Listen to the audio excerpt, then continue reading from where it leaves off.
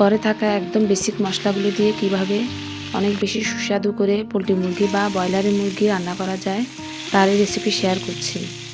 সেই সাথে পুরো ভিডিও জুড়ে চেষ্টা করেছি মাংস রান্না যাতে পারফেক্ট হয়। আশা করি আপনাদের ভালো লাগবে।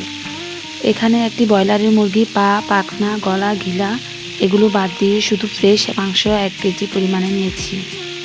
মাংসগুলো আগের থেকে ভালোভাবে ধুয়ে শুধুমাত্র হলুদ আর লবণ দিয়ে ম্যারিনেট করে রেখেছিলাম। এখন আমি একটি প্যানে 1 কাপ পরিমাণ তেল দিয়ে ম্যারিনেট করা মাংসগুলো এপিট ওপিট করে ভালোভাবে ভেজে নেব।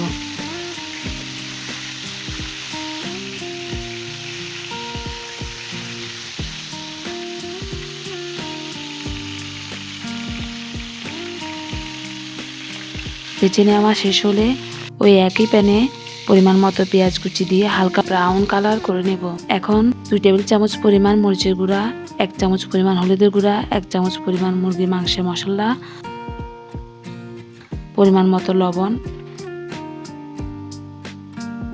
আদা রসুন পেস্ট এবং সবশেষ গরম মশলা দিয়ে কিছুক্ষণের জন্য ভালোভাবে ভেজে নেব।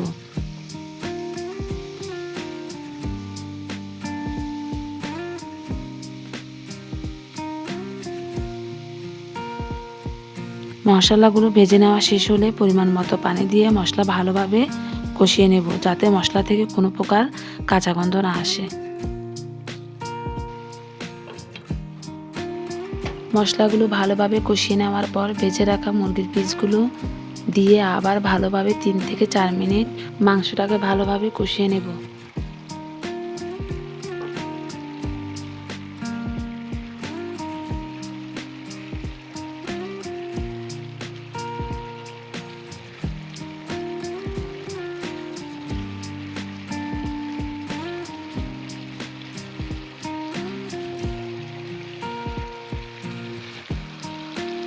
তার মধ্যে পরিমাণ মতো গরম পানি দিয়ে মাংসটাকে সিদ্ধ হতে দিব।